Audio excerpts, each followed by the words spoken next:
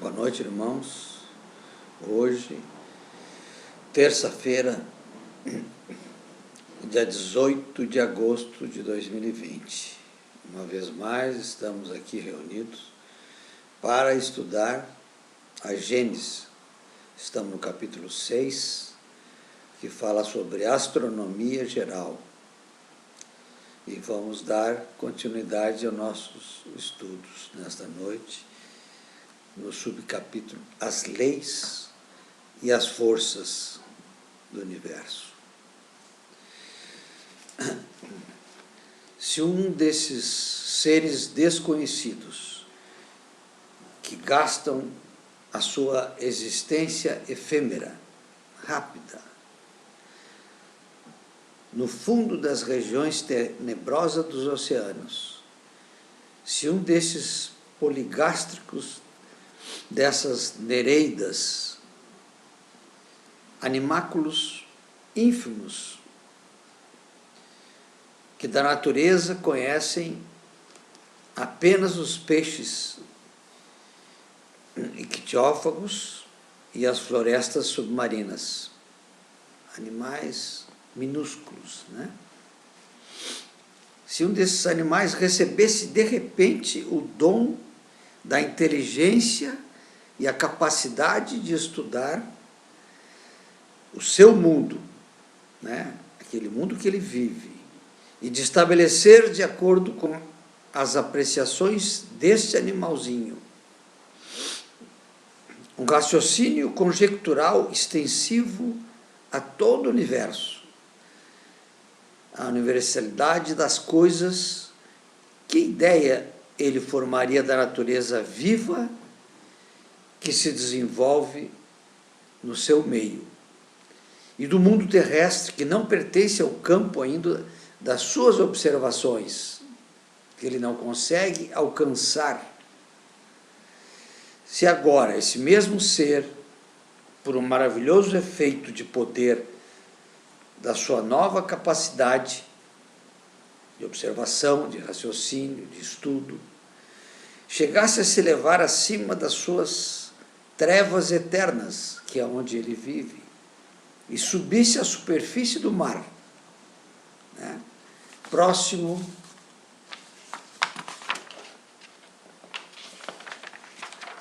das costas de uma ilha repleta de vegetação luxuriante. Vegetação espetacular, belíssima, banhada pelo sol fecundo, fonte de um benefício que seria o calor do sol, esse benéfico calor que o sol nos irradia. Que ideia esse animalzinho faria, então, das suas teorias antecipadas sobre a criação universal? Teorias que ele logo abandonaria, substituindo-as por uma outra, através dessa nova apreciação mais abrangente que ele passa a ter, né? Mas relativamente ainda tão incompleta quanto a primeira.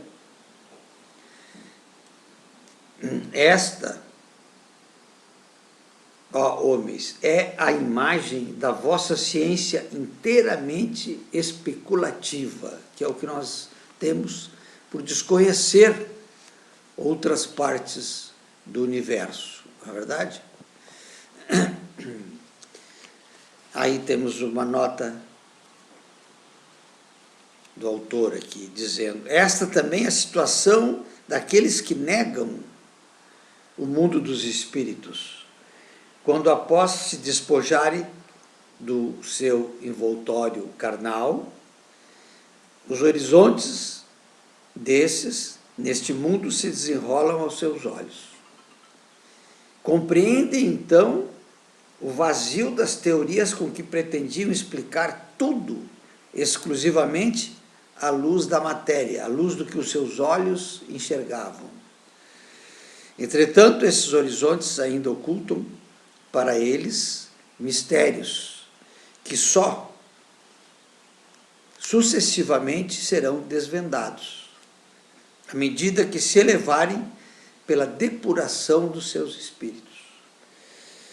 Porém, desde os seus primeiros momentos neste novo mundo, eles são forçados a reconhecer a própria cegueira e quanto estavam longe da verdade nas suas concepções aqui, enquanto dito vivos, encarnados, né? A física atualmente reconhece 4 forças atuando no universo conhecido por nós. Ou seja, a força da gravidade, a força forte, a força fraca e a força eletromagnética. As forças de coesão, de afinidade e de atração, citadas pelo nosso codificador. São abrangidas pelas forças fortes e fracas. O magnetismo e a eletricidade pela força eletromagnética. Então, esses são os conhecimentos que nós temos ainda hoje.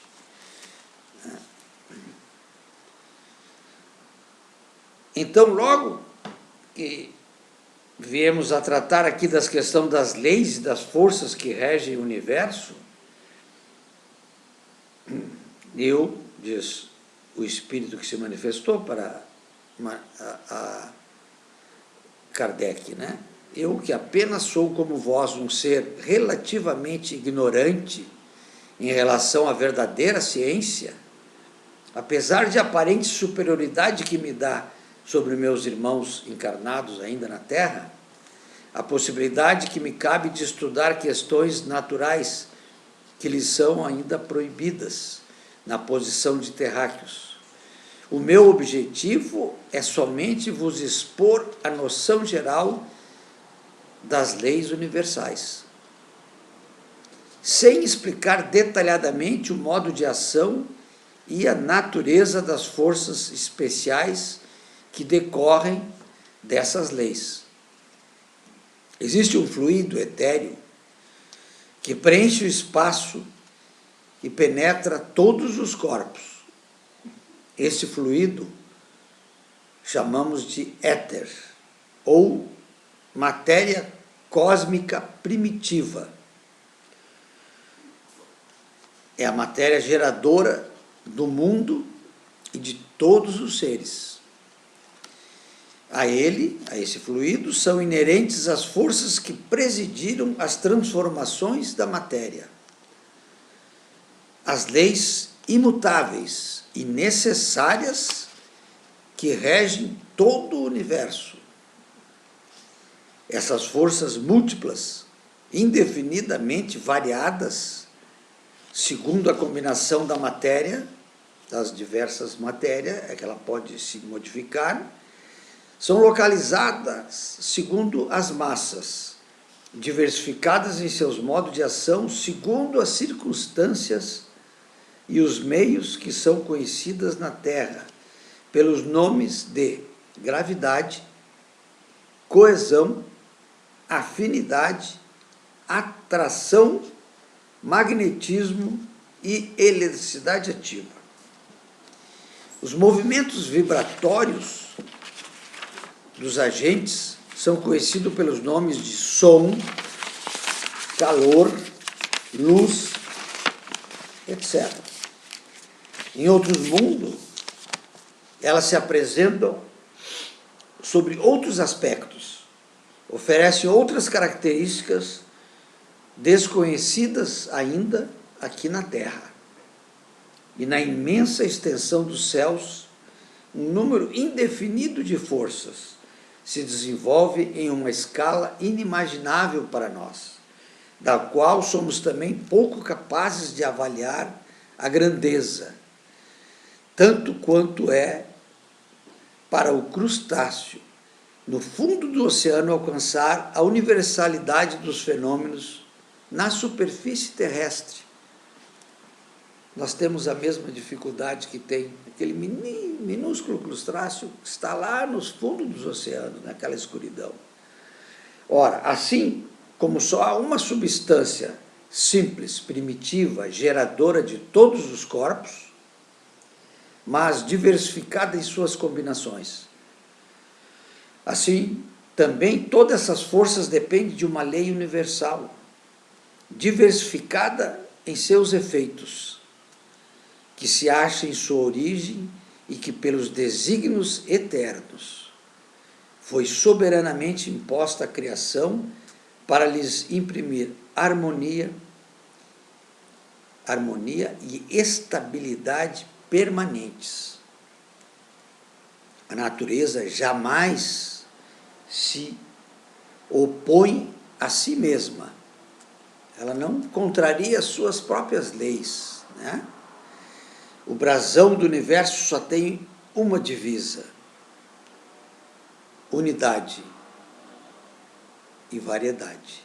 Na escala dos mundos encontra-se a unidade de harmonia e de criação, ao mesmo tempo que uma variedade infinita neste mesmo imenso canteiro de estrelas, percorrendo os degraus da vida, desde o último dos seres, o mais simples, até Deus. A grande lei de continuidade se faz conhecer. Considerando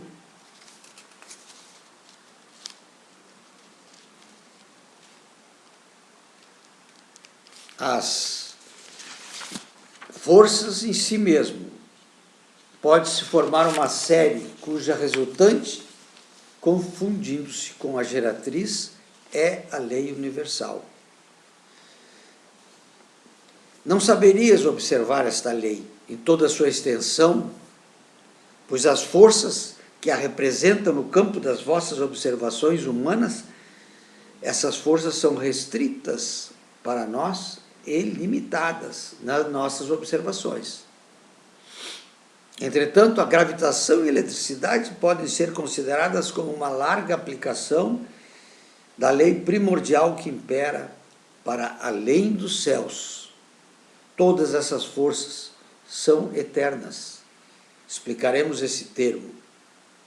E universais como a própria criação. Como são inerentes ao fluido cósmico, elas agem necessariamente em tudo e em toda parte, modificando a sua ação pela sua simultaneidade ou a sua sucessão, predominando aqui em um lugar e apagando-se mais adiante em outro, potentes e ativas em certos pontos, latentes ou mesmo ocultas em outros, mas finalmente preparando-se, dirigindo, conservando e destruindo os mundos nos seus diversos períodos de existência, governando os maravilhosos trabalhos da natureza em qualquer ponto que se realizem, assegurando para sempre, eternamente, o esplendor da criação. Aqui temos uma nota do autor dizendo o seguinte: reportamos tudo ao que conhecemos e compreendemos, o que escapa à percepção dos nossos sentidos, tanto quanto um cego de nascença compreenderia os efeitos da luz e a utilidade dos olhos. É possível, pois, que em muitos meios o fluido cósmico tenha propriedades, combinações, das quais nós não fazemos a menor ideia. Efeitos estes adequados às necessidades que desconhecemos ainda, dando lugar às novas percepções, ou a outros modos de percepção. Por exemplo, não compreendemos que seja possível ver sem os olhos do próprio corpo, né? E sem a luz para iluminar o que nós estaríamos enxergando. Mas quem nos diz que não existem organismos especiais adaptados a outros agentes além da luz?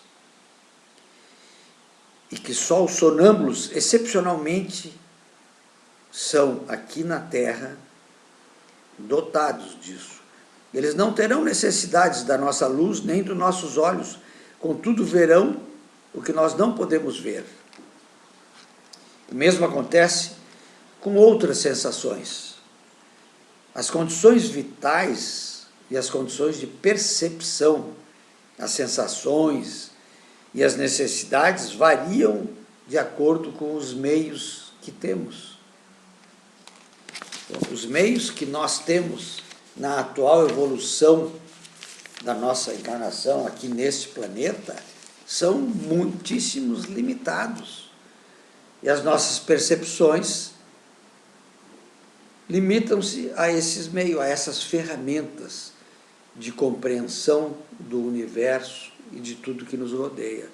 Por isso, sempre vamos tendo concepções limitadas aos nossos conhecimentos, às nossas percepções, aos nossos sentidos. E quanto mais evoluirmos na escala espiritual e desenvolvermos outros sentidos, que não somente os 5 que nós temos, pois em alguns lugares do universo existem seres com 19 sentidos. Deve existir noutros que desconhecemos com mais sentidos ainda, totalmente, que nós não temos a menor ideia de quais sejam.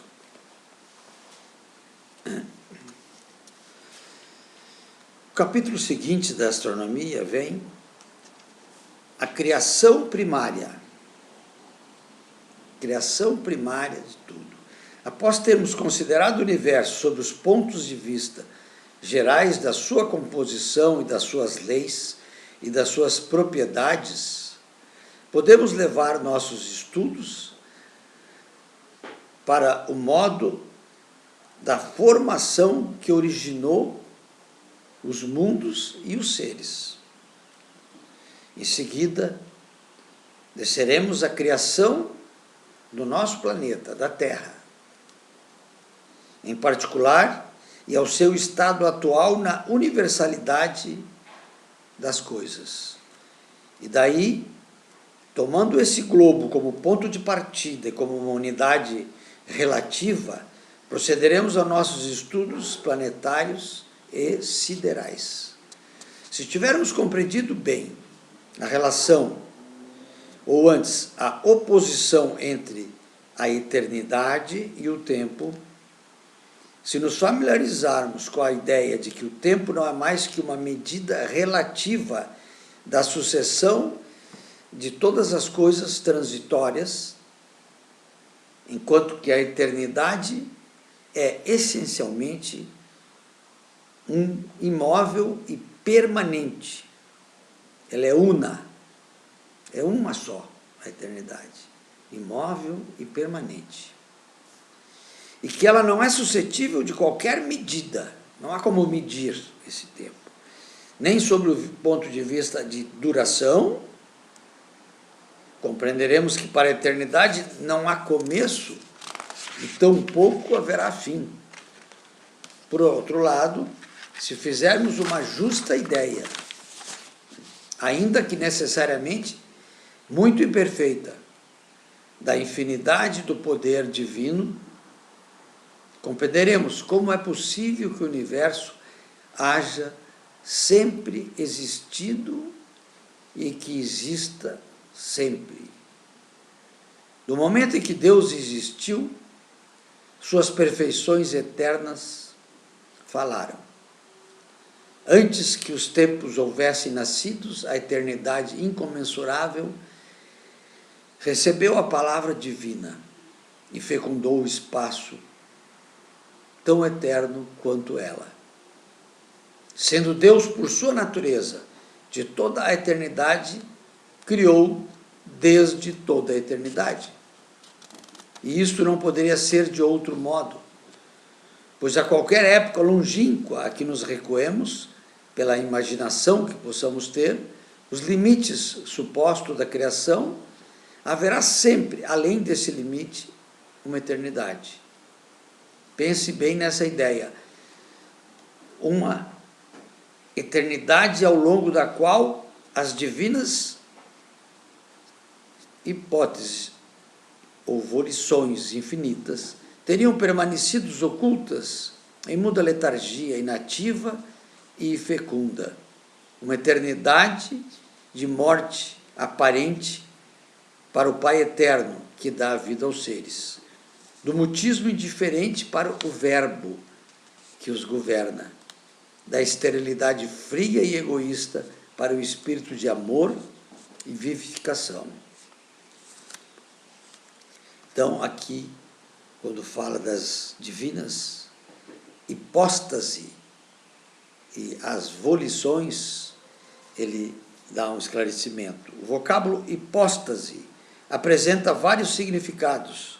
No âmbito da filosofia, é o sinônimo de substância, o que há de permanente nas coisas que mudam, e que é o suporte sempre idêntico das sucessivas qualidades resultantes de todas as transformações. E volição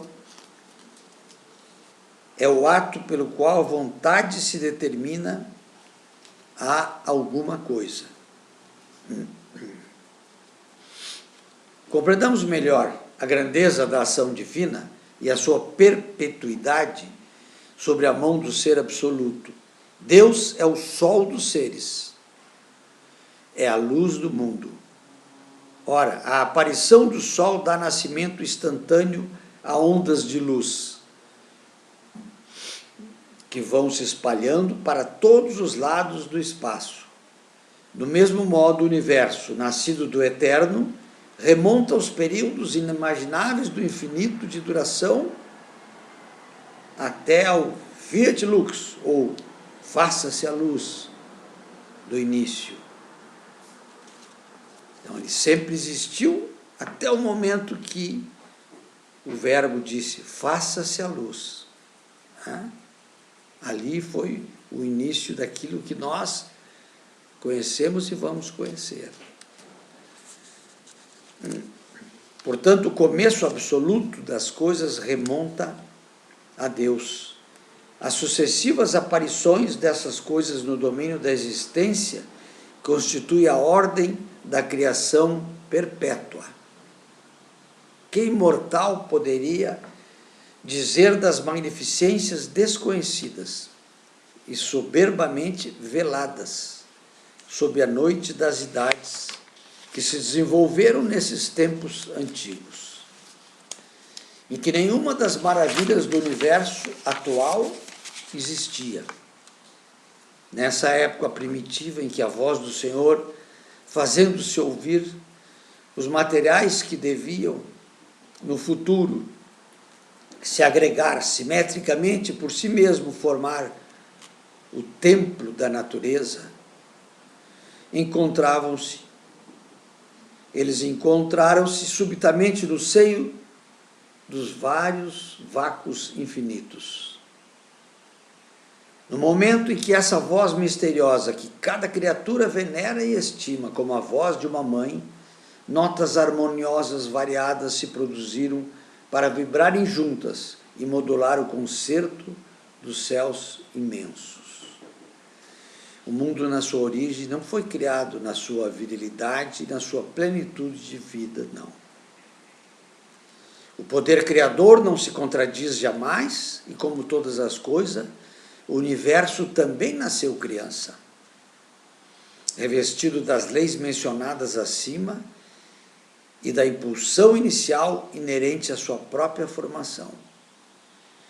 A matéria cósmica primitiva deu sucessivamente nascimento a turbilhões, a aglomerações desse fluido difuso. O amontoado de matérias nebulosas que se dividiram por si mesmas e se modificaram ao infinito para gerar nas regiões incomensuráveis do espaço diversos centros de criações simultâneas ou sucessivas. Por causa das forças que predominaram sobre um ou sobre outro e das circunstâncias posteriores que presidiram aos seus desenvolvimentos, esses centros primitivos tornaram-se focos de uma vida especial, uns menos disseminados no espaço e mais rico em princípios e em forças atuantes, começaram desde então a sua vida astral particular. Outros, ocupando uma extensão ilimitada, só cresceram com extrema lentidão. Ou se dividiram novamente em outros centros secundários, reportando-nos somente a alguns bilhões de anos. No original, o texto dizia a expressão milhões de séculos. De acordo com os estudos geológicos atuais, sabemos que o nosso planeta foi criado há aproximadamente 5 bilhões de anos, pelo qual fizemos a substituição nessa atual edição. Então, somente alguns bilhões de anos anteriores à época atual, a nossa Terra ainda não existia. Nosso sistema solar ainda não começou as evoluções da vida planetária e, no entanto, verificamos que esplêndidos sóis já iluminavam o espaço, já iluminavam outros planetas habitados e já davam vida e existência a uma multidão de seres que nos precederam na carreira humana. E as prodigiosas produções de uma natureza desconhecida e os maravilhosos fenômenos do céu desenvolvem, sob outros olhares, os quadros da imensa criação. Que digo eu? Já não existe mais os esplendores que outrora fizeram palpitar o coração de outros mortais, sobre o pensamento do poder infinito. E nós, pobres seres pequeninos que surgimos após uma eternidade de vidas, nós nos cremos contemporâneos da própria criação. Ainda uma vez compreendemos que vamos compreender melhor a natureza. Saibamos que a eternidade está atrás de nós, assim como adiante. E como isso é difícil de nós entendermos na nossa mente limitada, que existe infinitamente eternidade para trás e para frente.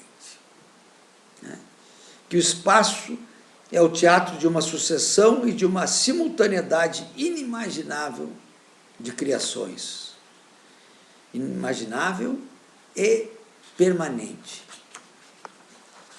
Estas nebulosas que mal percebemos nos mais distantes pontos do céu são aglomerados de sóis em vias de formação. Outras são vias lácteas de mundos habitados. Outras ainda a sede de catástrofes e de deperecimento. Mundos que já estão morrendo também. Nascem uma eternidade, morrem.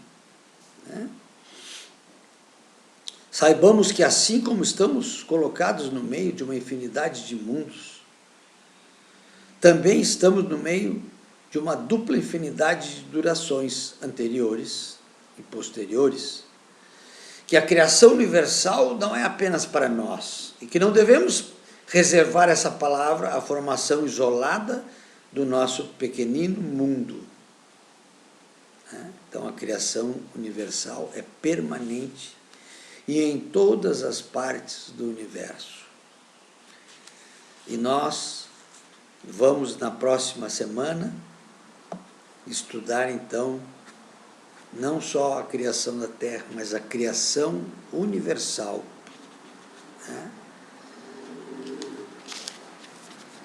O que diz a Gênesis sobre a criação universal? Mas já podemos ver e entender como nós somos tão infinitamente pequenininhos para entendermos esse universo que nos rodeia. Quão pequenininho é o nosso sistema solar dentro do universo, a nossa galáxia, muito pequena. O próprio Sol dentro da nossa galáxia é de quinta grandeza e para nós é uma imensidão. E nós traçamos teorias, estudamos e queremos entender Deus. Queremos limitar Deus. Queremos limitar, dentro do nosso conhecimento, toda a existência desse universo e das suas leis, que são leis que regem eternamente, imutáveis ou pétreas, como falaríamos, e que nós as desconhecemos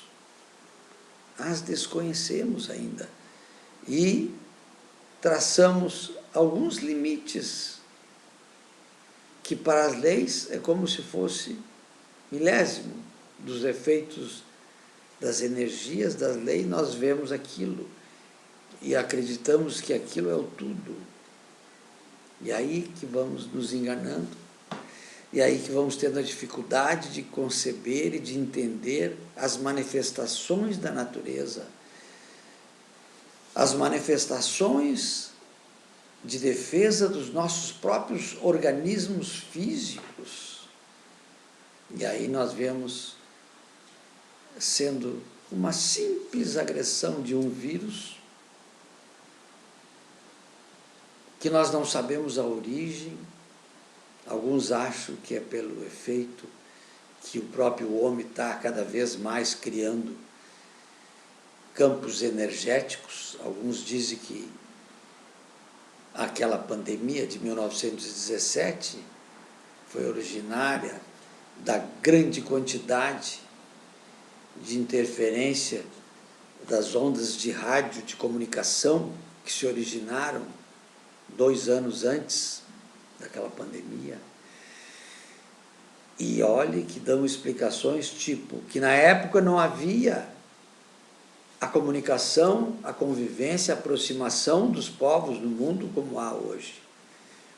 E se transmitiu, ou apareceu, melhor, em várias partes do mundo simultaneamente. Fizeram experiências na época, naqueles anos da pandemia de 1917, colocando o vírus de pessoas que tinham naqueles que eram sadios e não tinham, e não conseguiam contaminá-los. Nos animais, a mesma coisa.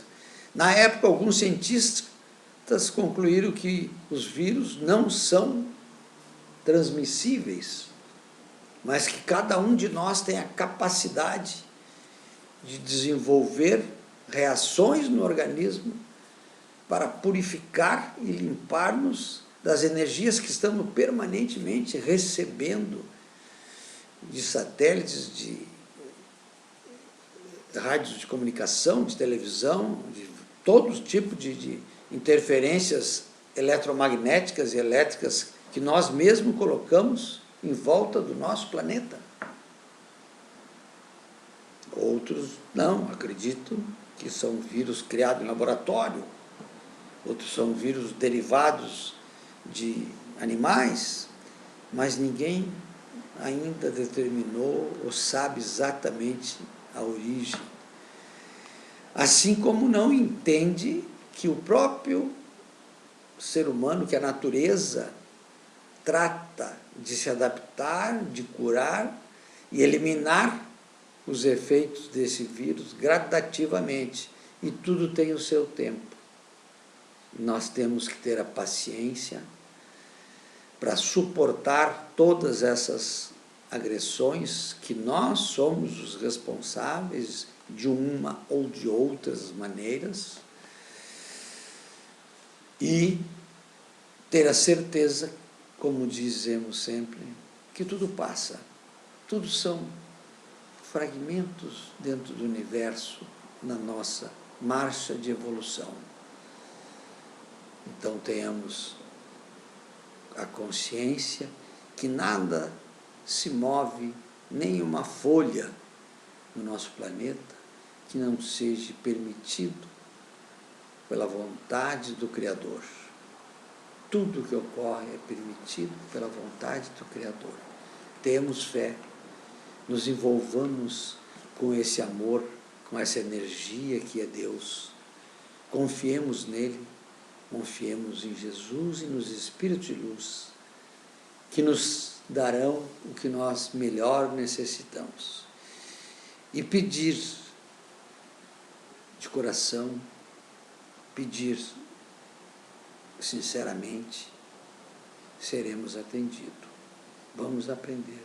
Não precisamos solicitar que outras pessoas orem por nós, peçam por nós. Cada um de nós peça por si, pela sua família, e também peça pela comunidade onde vivemos, pelo nosso planeta. Tudo que for oriundo de nós ajuda, mas para nós, no nosso organismo, a maior energia está na nossa fé, na nossa confiança no Criador. Na próxima semana, se Deus permitir, estaremos novamente com vocês. Hoje, pedimos que o nosso Criador envolva cada um de nós que estamos nesse instante reunidos, estudando, lendo, ouvindo, nos dando muita fé, muita confiança, nos envolvendo, nos dando aquilo que nós necessitamos para a nossa evolução. Não o que nós queremos, mas o que nós necessitamos. Que a paz do Senhor nos envolva nesse instante, permaneça conosco por mais esta semana que hoje estamos começando. Que assim seja.